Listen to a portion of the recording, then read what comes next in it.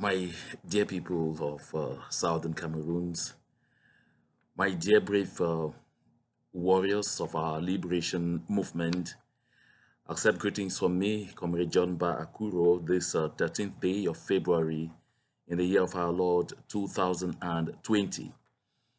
I'm sure that some people consider that my coming out is a bit belated because they expected me to come out perhaps on the 10th or the 11th to talk about, expressing hearty thanks to all those people who worked tirelessly to ensure that we foiled the elections, the colonial elections organized by La République du Cameroon on our territory. My dear people, I definitely am not late. I've actually, been taking the pulse of a good lot of things that are happening both within the struggle and actually, studying some serious ongoing efforts being made with international partners to guarantee that we will shorten the time of this liberation movement to make sure that our trip to Biya, to make sure that our march onto Biya would take, shorter than it would normally take if we just let things flow the way they are going. So that said, I want to extend hearty congratulations, hearty thanks to all the foot soldiers of the consortium on the ground who went from village to village, from neighborhood to neighborhood, from city to city, town to town, to educate our people on the need to stay away from those elections. I think it was a resounding boycott, a clear and unambiguous message to the world just once again that we have nothing to do with La République du Cameroon. We are a country and we are more concerned about taking back our country, defining our own development priorities, introducing sound democracy hinged on the respect for human rights and especially to ensure the development of our people, to make sure that the young people of the Southern Cameroons have the kind of education that makes them job creators and not dependents, and not permanent dependents, and not job seekers, and not people who will go to school, acquire degrees and everything, and end up finding themselves in the streets or finding themselves back in their parents' houses and depending on the community for survival. So I want to congratulate and extend hearty thanks to all those who did this work so tirelessly. And a good lot of you out there also contributed financially to help us, enhance the work of these foot soldiers. To all of you, I want to say a resounding thanks. And then again, to talk about the demonstrations on the 7th of February, I want to extend particular thanks to our comrades out there in Toronto, Canada, who took the bull by the horns and came out again to show strength, to show the rest of the world that we will not be tired. We will only get tired when we get into Biya. We are going to continue this journey so relentlessly. And I particularly want now to give a standing, a salute to all those who braved the serious rains, the harsh winds in Washington, D.C. to come out before the White House on that 7th of February. I have seen a couple of derogatory reports here and there with, some actually deriding the demonstration and some saying were less than 18, some saying were less than 20. To be fair and honest to all of us, I want to thank even those who came shortly after the demonstration was over because of the weather conditions. But we were exactly 102. It's not easy to get such a number of people at very short notice, and on a working day in the United States of America. They made that ultimate sacrifice to come there for all Southern Cameroonians. We weren't coming there, we weren't getting out to the White House, to deride anyone or to challenge anyone. Just going out there to continue being positive in our contributions towards ensuring the freedom of our homeland. And just so you know, those of us who got there took the permanent and I should say the arduous challenge to make sure we perpetuate these demonstrations. Even if we are going to be just 3 of us there someday, we will demonstrate. And so just so you know, we have planned another demonstration in the month of April. And when we finish having discussions within the framework of those who came there and who have made it a point that they will always come there, we will send out a date and then we shall continue preparations. We are not going to relent. We will accompany our people on the ground who lock down at least once every week on every Monday. We shall at least twice or thrice a year come out there in huge numbers if we can and demonstrate and continue to call the attention of the world.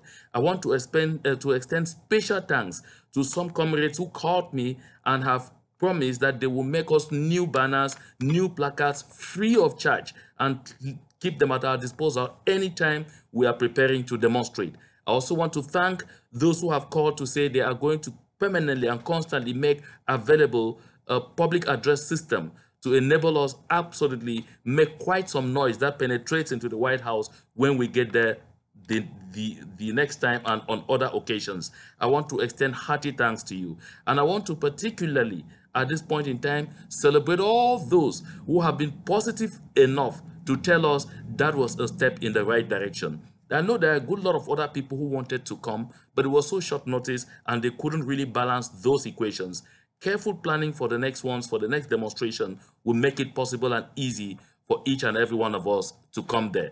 And I should say that the resounding boycott or snubbing of La République du Cameroon's elections on our territory have achieved one clear thing. We have delegitimized completely anyone who will go out there calling himself a member of parliament speaking on the behalf of the people of the Southern Cameroons. I think that specter is completely over now. And when I go by what I've heard on international media here and there, I mean, the entire world has decoded that message, has understood that we didn't go to the polls. They sent soldiers to come there with, a few people to come and try to pretend to give the impression that something was happening on our territory. As for the councils, our councils are now completely vacant. So in normal circumstances, the doors of all those council premises should be sealed, should be closed, and of course, no business will be going on there because right now we have no councillors, no mayors, nothing. Anyone loitering around calling themselves mayors or councillors in the Southern Cameroons are simply impostors. And I think, of course, they know exactly what happens to impostors. The law definitely catches up with you. So make sure that you don't find yourself pitted against the people of the Southern Cameroons in any form of provocation by trying to pretend that you are a product of an election that never took place. I think this is fair, neat, and clear. Let me throw this little word about Camto. I don't know why a lot of people are concerned with, talking Camto left, talking Camto right. I followed an interview by a journalist, a Western journalist with Camto. I think he shredded Camto enough to demonstrate that Camto only talks about the situation in the Southern Cameroons when it suits his political interest. That aside, he doesn't care about what is happening to our people. And what Camto did in Canada, and I want to congratulate and hail our compatriots out there in Canada who put him before that kind of very difficult position. What Camto did in Canada, he simply demonstrated to the world that he can never be a man of the situation. You don't give preconditions to people even before sitting down to say you want to talk with them. People you claim are your people you claim you want to still keep them under you at all costs and against all forms of imaginations. I think Camto could well be a venerated man of law according to his people, but as far as I am concerned, Camto can do all he cares for La République du Cameroon. But as far as the Southern Cameroons are concerned, Camto to me is inexistent, is non-existent. And recall, I have said on this platform before that Maurice Camto would be worse than Paul Biya if given the opportunity. For those who were still doubting, I think you had the opportunity to come face to face with reality. And just so you know, Camto is not going to take power in La République du Cameroon, not anytime soon. Mr. Paul Biya is not going to go to anywhere until we are fully independent, until the umbilical cord between La République du Cameroon is complete and the people of the Southern Cameroons is completely severed, until any links that were still binding us are completely cut. That is when God will recall Mr. Paul Biya. As for now, Mr. Paul Biya will be there. He must continue to be there. He is not going anywhere because he is going to be the one to facilitate this, this separation.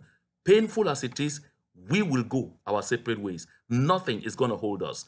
I want at this juncture to mobilize our people, to continue to stay strong. Let us continue to be positive. Let us continue to shout down any opportunity that comes up for people, and people seize those opportunities to want to continue to put this order among us. We have to remain positive. We must continue to be positive. Even if we are not uniting, let us continue working around that particular thing, that particular value that binds all of us, and that is the constant and permanent and collective search for the freedom we desire, which freedom will give us room to install democracy, a sound democracy in the Southern Cameroons, which will be hinged on the total respect for human rights, giving us an opportunity to enter the concert of nations like a great nation, just like others in the world.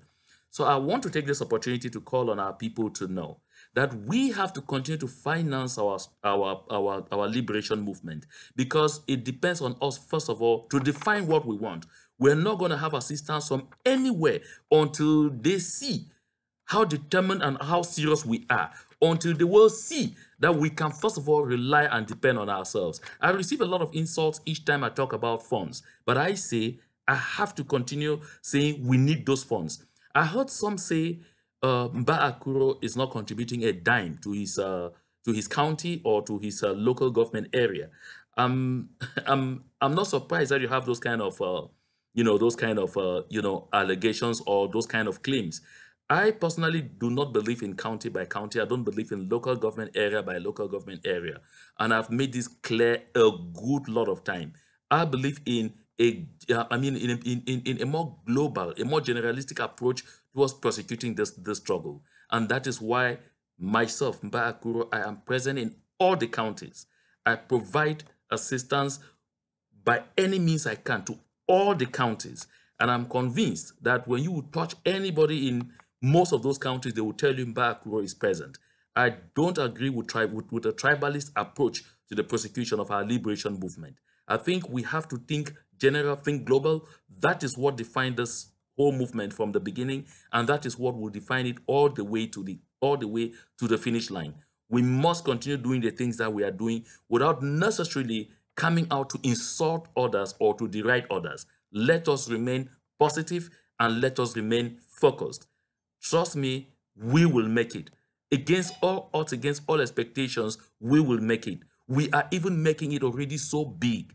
Those of us in the diaspora simply need to accompany the efforts of our people on ground zero that putting in a lot of sacrifice, and all they need to see should be encouragement from us. If you can't join any initiative, don't deride it. If you can't join others in doing what they are doing, don't insult them. Let us keep it positive. And again, these are the contacts so that we continue to make money in this movement.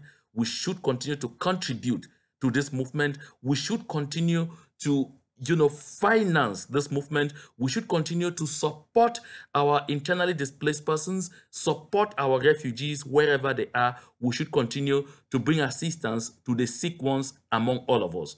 My dear people, this is the only recipe for success. To God and to God alone be all the glory. Thank you.